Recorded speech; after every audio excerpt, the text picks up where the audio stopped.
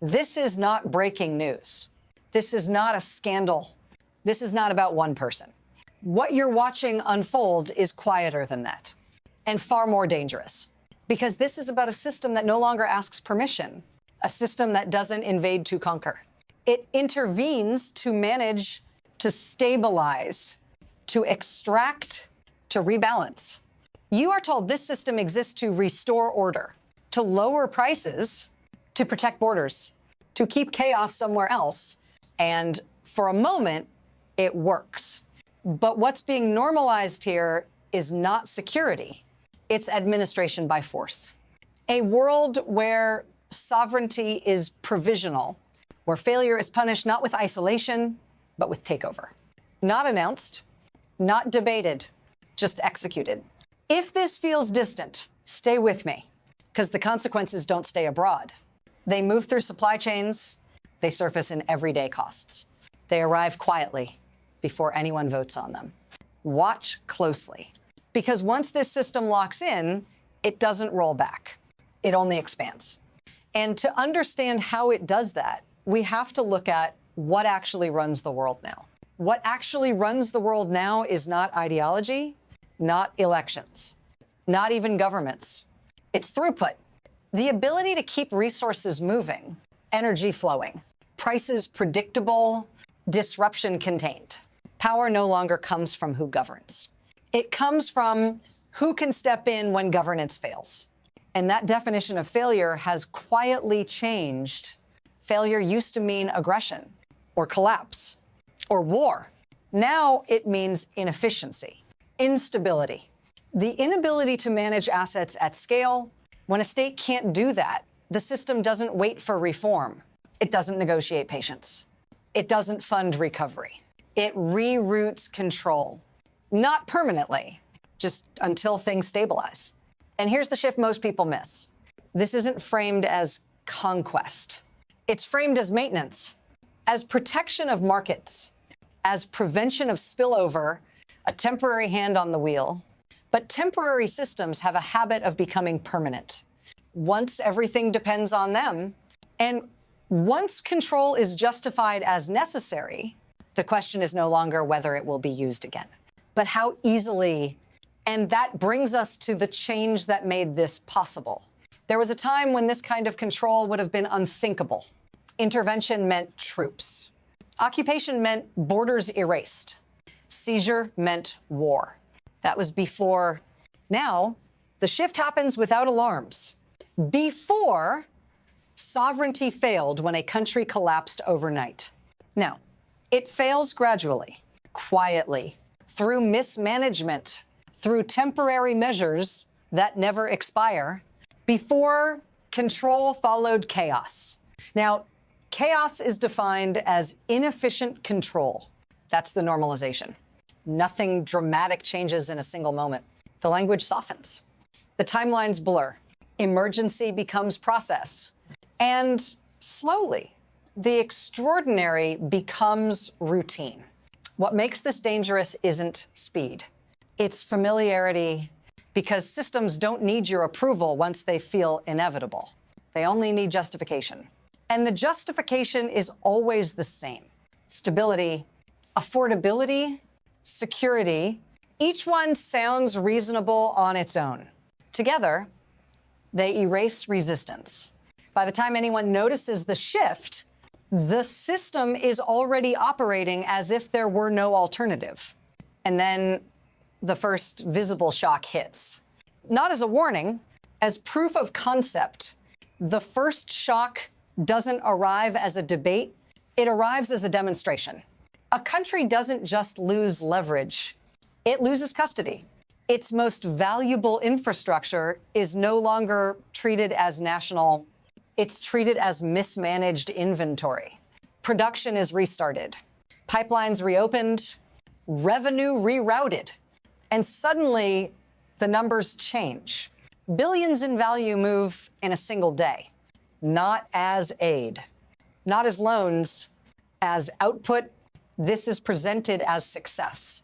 Markets respond, prices ease, pressure drops elsewhere.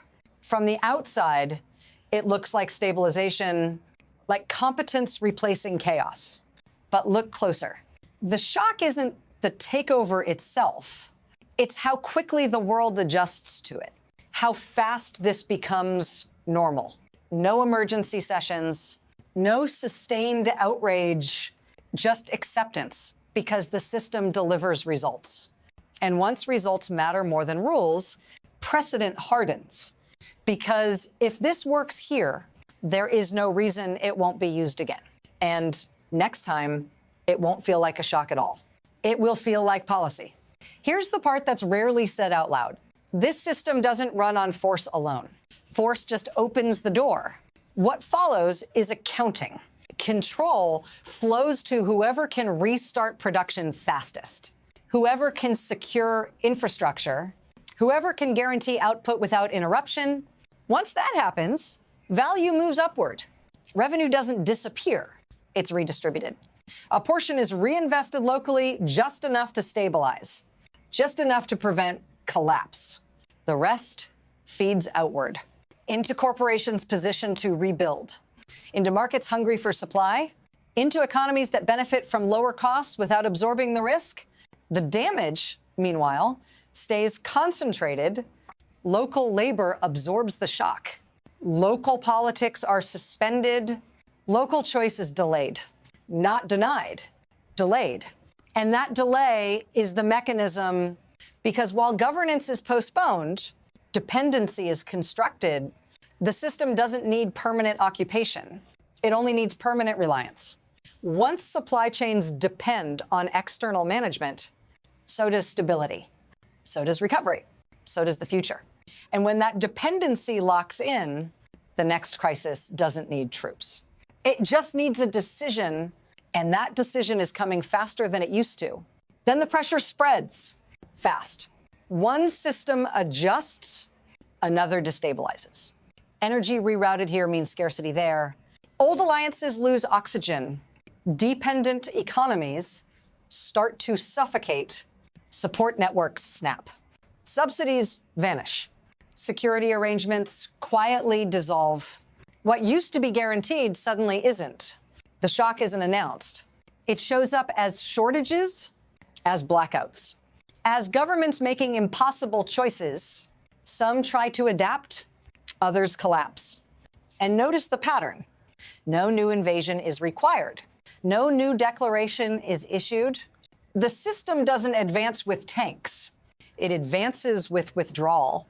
When supply stops, protection stops. When protection stops, regimes crack. Not all at once, but fast enough to feel inevitable. And when those cracks appear, the consequences don't stay contained. They move across borders, through markets, into human lives, which is where this system stops being abstract. Because once the ripple reaches you, it's no longer geopolitical, it's personal. This is where you enter the picture. Not as a voter, not as a spectator, as a data point, because the system measures success by what happens to you, by what you pay, by what gets cheaper, by what becomes affordable again. If prices fall, the system worked. If shelves refill, the system worked. If pressure eases, the system worked. Even if you never see the cost, you don't see the suspended elections. You don't see the delayed sovereignty. You don't see the labor absorbed into recovery plans. It didn't design. What you see is relief. And relief is powerful. It gets questioned. It reframes force as competence. If you've ever wondered why certain interventions don't spark backlash, this is why. Because the system trades visibility for comfort. And once comfort becomes the metric, you're not asked whether this model should exist. You're asked whether you can afford to lose it. Stay with me. Because the next phase shows what happens when this logic leaves the domestic sphere and rewires the world around it. Once this system proves it can deliver stability locally, it doesn't stay local. Markets realign. Alliances recalibrate. Energy flows redraw political maps without firing a shot. States that can integrate survive. States that can't fracture. global prices flatten. Inflation pressure eases in consumer economies, but producer states feel the compression immediately. Revenue drops, budgets tighten, social contracts strain. Some governments adapt by opening up, others harden. And that's where the system gains leverage. Because access becomes conditional, protection becomes selective. Stability is offered, but only through compliance. This is an empire in the old sense. There are no colonies, no flags raised, just dependency chains. And the more interconnected the world becomes, the harder it is to step outside them, which creates a new kind of risk, not collapse from chaos, but collapse from over-coordination, a world so optimized for stability that it has no tolerance for deviation. And when deviation does happen, the response isn't debate, it's acceleration, which brings us to what comes next. From here, the system only has three possible directions. The first is adjustment. Institutions absorb the new rules. Sovereignty becomes conditional but functional. States trade autonomy for access. Stability holds barely. It looks calm. It feels efficient, and it depends on constant management. The second path is erosion. Delays pile up. Dependencies deepen. Local legitimacy thins. Elections return, but choices don't. Governments exist, but decisions are external. Resentment builds quietly beneath affordability. Nothing breaks until something does. The third path is rupture, a shock too large to route around, a supply chain that can't be stabilized, a population that stops trading consent for relief. In that scenario, force doesn't restore order. It exposes fragility, and the system faces a problem it was never designed to solve. What happens when extraction no longer produces stability, only resistance? No one knows which path we're on. And that uncertainty isn't accidental, because systems like this don't announce their destination. They reveal it only after momentum makes reversal impossible, which leaves one final question. Not about policy, not about leaders, about what happens when management replaces choice everywhere at once. There's no clean ending to this. No moment where the system pauses and asks whether it's gone too far. Because systems built for management don't stop themselves. They expand until something resists. And when resistance appears, it's no longer treated as dissent. It's treated as malfunction. That's the danger. A world where instability isn't debated, it's corrected.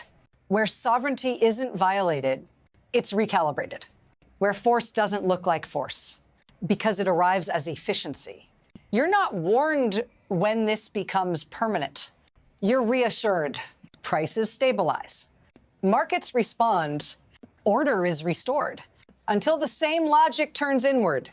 Until management replaces consent, not somewhere else, but everywhere. And by then, the question won't be, how did this happen? It will be, how long has this been normal? If you want to understand where this system goes next, who it favors, who it absorbs, and who it eventually discards, you'll need to keep following it before it finishes locking itself in.